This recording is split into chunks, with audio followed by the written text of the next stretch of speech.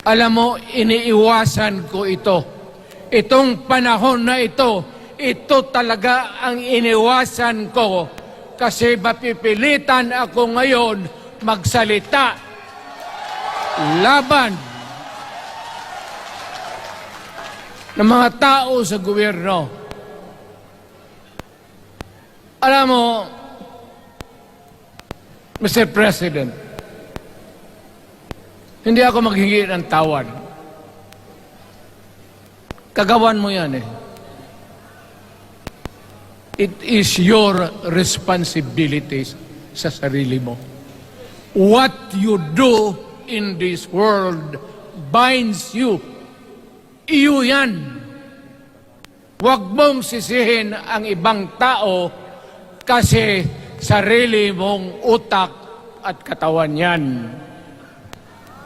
Nung ako'y mayor, pinakitaan ako ng evidence ng PDEA. Doon sa listahan, nandoon yung pangalan mo. Ayaw kong sabihin yan kasi magkaibigan tayo. Kung hindi magkaibigan, magkakilala. Ikaw pumapasok kayo ng alanganin. Mr. President, baka susunod ka sa dinaanan ng tatay mo. Diyan ako takot. Ayaw ko mangyari sa iyo yan. Huwag kayong magpaloko. Alam mo, Parliament, ang ambisyon niyan, karamihan galing kay Lisa Marcos pati kay Romualdez. Bongbong bangag yan.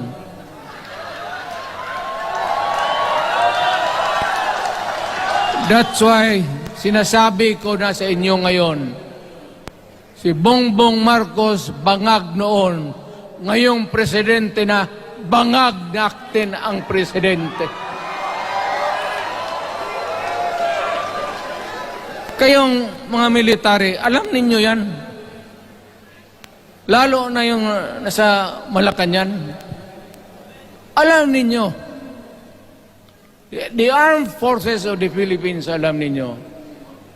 May drug addict tayo na presidente, putang inang yan. Ayun ang, bakit ako nagkaroon ng kaso ng ICC? Sabi nila, pinapagpatay ko raw yung mga drug pusher at drug addict. Mabutit na lang, wala na ako sa pwesto, baka kasali ka pa. Now, Mr. President, pinilit ninyo kami. Kayo yung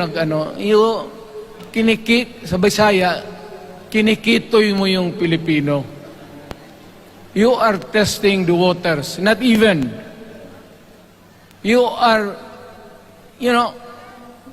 pushing to the limits ang pasensya ng Pilipino.